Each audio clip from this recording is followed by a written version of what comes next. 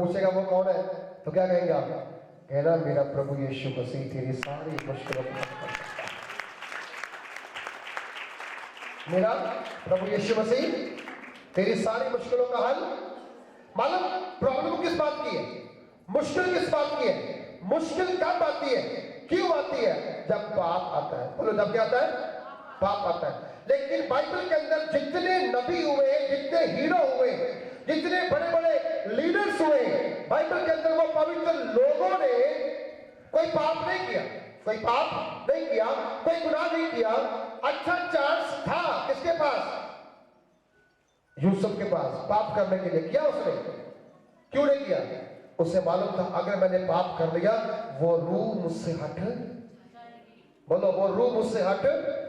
नौजवान ध्यान रखें, 17 साल की उम्र में वो पाप में नहीं गया। नौजवान लड़के लड़कियां ध्यान दें, कोई बॉयफ्रेंड ना बनाओ, कोई गर्लफ्रेंड ना बनाओ जो आपको स्वर्ग के रास्ते से पीछे हटा देगी। चर्च में आप लोग किस आते हैं? ताकि हमारे ईश्वर का रास्ता खुल जाए। लव मैरिज करना कोई बुरी बात नहीं है, लेकिन आप देखना लव मैरिज में पहले व्यभिचार है। पहले क्या है? व्यभिचार है। पहले अडल्टरी है, उसके बाद आपकी मैरिज है। लेकिन याद रखना अरेंज मैरिज में क्या है? पहले कुछ भी नहीं है, प्यार बाद में शुरू होता है। बोलो हालेलुया।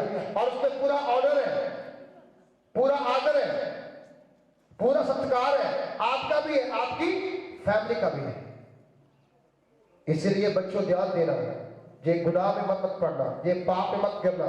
अगर गिर गए तो फिर यीशु मसीह को फिर से आपके लिए सलीब पर चढ़ना पड़ेगा। आप स्कूल पढ़ते हैं, कॉलेज पढ़ते हैं, आप ऑफिस में काम करते हैं, कहीं दुकान पे काम करते हैं, बड़े चांसेस मिलेंगे आपको वहां पर कुछ ना कुछ गलत लोग मिलेंगे जो आपको गलत संगति की ओर धकेल सकते हैं। वो गलत शक्ति आपको नरक की ओर धकेल सकती है। आपका परिवार आपके लिए प्रार्थना कर रहा है कि आप स्वर्ग में जाओ, लेकिन आप ना जा रहे हो, मन की सुनने के बाद नरक की ओर। मुझे आज आपसे कहना है ये ना हो, ये कभी ना हो। बोलो हालेलुया। बहुत सारी आशीषें हमारे मुंह के शब्दों के कारण रुक जाती है, बहुत सारी आशीषें। हालेलुया। एक इंटरव्यू में सुन रहा था कल, अचानक मैं जहां पर आया तो एक इंटरव्यू चल रही थी टीवी के ऊपर। एक सरदार व्यक्ति एक लेडी के साथ इंटरव्यू कर रहा था और उसने बोला कि आपने सुना है कि लोग कहते हैं कि बेटा हो चाहे ना हो, बेटियां होना बहुत जरूरी है, क्योंकि अगर बेटे माँ को छोड़ देंगे तो बेटियां संभाल लेती हैं। तो उसने बोला ये बिल्कुल 100% गलत बात है, ये सही बात नहीं है।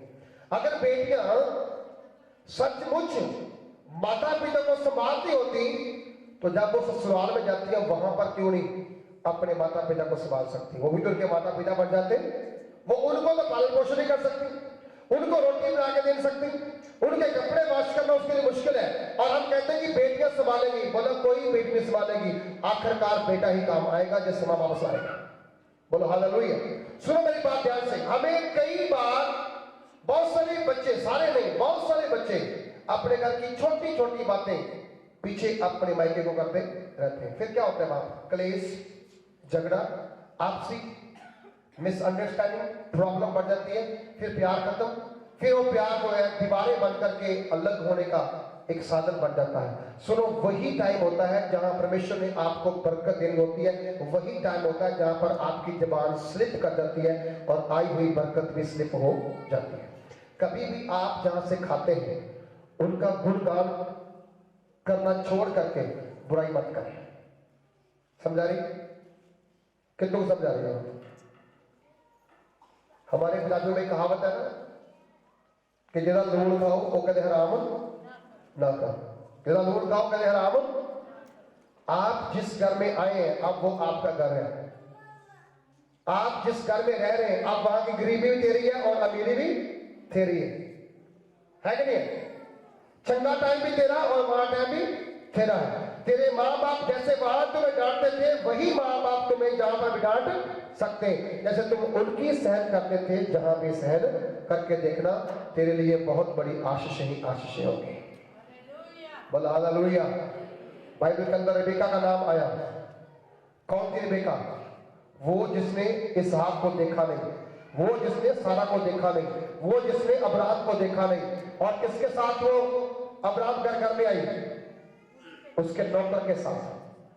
आज हम लोग पहले रिश्ता देखते हैं, लड़का देखते हैं, लड़की देखते हैं, बहुत कुछ होता है, सब कुछ देख दिखाने के बाद भी कहते हैं मुझे तो तू पसंद ही नहीं था, मेरे परिवार वालों ने बोला इसलिए मैं तेरे से शादी कर लिया। 1.5 साल बातें भी करते रहे, तभी पसंद नहीं था। पीजे बाहर खाते रहे, पसंद नहीं था। होटलों में खाना खाते रहे, पसंद नहीं था। लेकिन अब क्या हो गया? शादी के बाद तो मुझे पसंद नहीं थी, पसंद नहीं था। सुनो एक बात, जो आपको दिया है वो परमेश्वर ने दिया है। कहेगा जिसको खुदा ने जोड़ा मनुष्य उसे कभी अलग ना करे।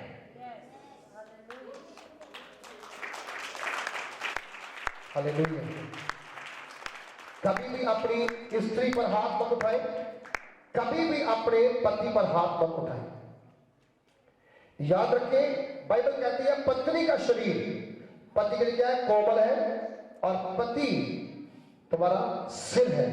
अगर तुम सिर को हाथ डालोगे तुम किसी काम के नहीं हो। मैं नहीं कह रहा हूं, बाइबल कह रही है तुम किसी काम के नहीं हो। आदर करेंगे तो स्वर्ग की सारी आशीषें आपके ऊपर आएंगी। निरादर करेंगे तो जो घर पे है वो भी बाहर जाना शुरू हो जाएंगे। तो कहावत है ना, कहते कला कलंदर वसे ते घरों पानी, जे घर च कलेश रखी या घर च पानी भी नहीं रहता, रोटी दूध वगैरह पानी भी पीना मुश्किल हो जाता है। ध्यान देकर सुने, परमेश्वर को पहल दे अपने जीवन के अंदर। यूसुफ ने पहल दी, उसके भाई उसके विरोध में चले गए, वो जहां पर गया वो लोग उसके विरोध चले गए, फिर जेल में चला गया। अब जेल में जाने के बाद वहां से लोग बाहर निकाल दिए, लेकिन एक को याद आया कि यूसुफ था वहां पर, जिसने मेरी शुरुआत की, जिसने मुझे बताया। वही यूसुफ राजा फिरौन का भी हल निकाल सकता है। वही यूसुफ राजा फिरौन को भी इस मुसीबत से बाहर निकाल सकता है। कलीसिया, आपको परमेश्वर ने दूसरों को मुसीबत से बाहर निकालने के लिए रखा है, ना कि दूसरों को मुसीबत में डालने के लिए। हालेलुया।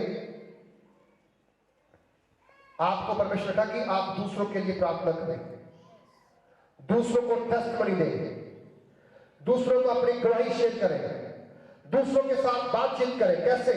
प्यार के साथ। बोलो कैसे करना? बोलो कैसे करना?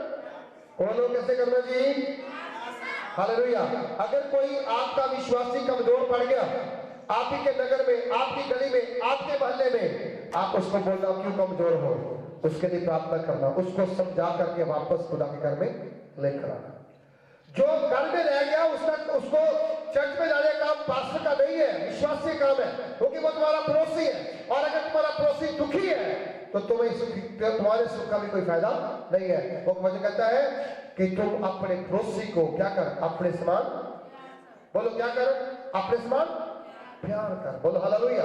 इसीलिए वचन कहता है कि हमें अपने पड़ोसियों के साथ अच्छी तरह से बर्ताव करना चाहिए। और जहां लिखा गया है यूसुफ का पड़ोसी कौन था जेल में? 2 कैदी, उनको रिलीज करवा दिया, अब अकेला रह गया। अब दूसरे पड़ोसी को याद आया यूसुफ जेल में है, अगर वो बाहर आएगा राजा की समस्या का हल हो जाएगा। उसे बाहर निकाला गया, सामने पेश किया गया। राजा बोलो मेरा क्या तेरा सौंपन था? ये मेरा सौंपन था। उसने बोला इसका तो इसलिए सी उत्तर है, क्या है? बोला 7 साल हो गए तेरी राज के अंदर, देश के अंदर क्या? भरपूरी के। क्या होंगे? भरपूरी के। मैंने इसलिए पहले बोला कि ये सीजन है बीज डालने का। अगर बीज आ गया, कलीसिया भरपूर हो जाएगी यीशु मसीह के नाम से। हालेलुया। सोके खत्म हो जाएंगे, मुसीबतें खत्म हो जाएंगी, परेशानियां खत्म हो जाएंगी, रोग खत्म हो जाएंगे, और परमेश्वर आपके लिए कार्य करेगा, परमेश्वर आपके लिए काम करेगा। और यूसुफ ने बोला 7 साल बहुत भरपूरी के होंगे, अनाज बहुत होगा, फसल बहुत होगी, इसलिए बड़े बड़े गोदाम तैयार कर लो, इंतजाम कर लो, रखने को जगह नहीं मिलेगी। लेकिन उसके बाद जो 7 साल होंगे वो सूखे के साल होंगे। वो क्या होंगे? सूखे के साल होंगे। वहीं से शुरुआत होगा मिस्र देश की गिरावट का, क्योंकि 7 साल के अंदर मिस्र के अंदर इजराइल को गुलाम किया जाएगा। उसी गुलामी को बढ़ा करके लंबा पीरियड 430 साल हो जाएंगे। उसी गुलामी के अंदर परमेश्वर मिस्र के विरुद्ध हो जाएगा और मिस्र को फिर क्या करेगा? खंडन बनाएगा। सो मेरी बात ध्यान से, अगर आपको परमेश्वर ने चुना है, अगर खुदा ने आपको आत्मा दिया है, कभी भी निराश नहीं होना। मुसीबतें आ सकती हैं, प्रॉब्लम आ सकते हैं, रोग आ सकते हैं, दर्द आ सकता है, समस्या आ सकती है, लेकिन ये मत कहना कि समस्या का अंत नहीं है। ये कहना कि अगर समस्या आई है इसका अंत भी होगा और मैं खुशहाल हो जाऊंगा। बोल हालेलुया। क्या हो जाऊंगा? खुशहाल। क्या हो गया? दर्शन बताया वैसा हुआ। यही यूसुफ जो खड्डे में था, यही यूसुफ जो पाप ना करके जेल में गया, यही यूसुफ क्या हो गया? अब मिस्र के अंदर राजगद्दी के ऊपर एक ऊंचे पद पे बैठ गया, प्रधानमंत्री बन गया। हालेलुया। मैं जब बात बता रहा हूं, अगर आप दुख में, अगर आप कष्ट में, अगर आप परेशानी में है, अगर आप किसी भी हालात में है, अगर आज भी आप परमेश्वर के साथ वफादार है, अपने गिफ्ट को पहचानते, अपने गिफ्ट के अनुसार चलते, परमेश्वर आपको भी उन लोगों के बीच में जो तुम्हारे विरोध में है उनके स्थान पे बिठाने जा रहा है। बोलो हालेलुया। बहुत लोगों को लगता है कि जो मुझे गिफ्ट दिया गया ये छोटा है। ये क्या है? छोटा है। अगर मुझे जहां पर सेवा करने के लिए रखा गया है, छोटा सा गिफ्ट है। ये तो मैं तो झाड़ू मारने वाला हूं। मैं आपको बताऊं, जब से प्रधानमंत्री नरेंद्र मोदी देश में आए हैं, राज कर रहे हैं, उन्होंने एक मिशन चलाया है, स्वच्छ भारत। वो भी झाड़ू मार रहा है। वो क्या कर रहा है? झाड़ू मारता नहीं मारता? कब? 2 अक्टूबर को आते हैं, झाड़ू मारते हैं। अगर देश का प्रधानमंत्री झाड़ू मार के सेवक बनता है तो मैं कहता हूं अगर आप झाड़ू मारेंगे तो खुदावंद आपको भी ऊंचाई रखेगा। बोलो हालेलुया। कभी ना कहेंगे ये काम छोटा है, मैं बर्तन साफ करूं, नहीं, मैं अपना भी नहीं कर सकता, कोई करेगा। ये काम छोटा नहीं है। जो बर्तन साफ करेगा खुदावंद उसे भी साफ करना शुरू करेगा।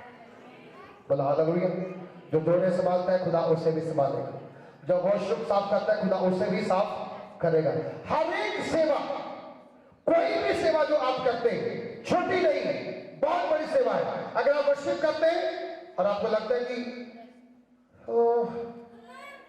एक ही बंदा गाता है तो मैं क्यों तैयारी करूं, नहीं, आप गलत हैं। आपको तैयारी करना चाहिए। बोलो तैयारी करना, सब बोलो तैयारी करना, तैयारी करना।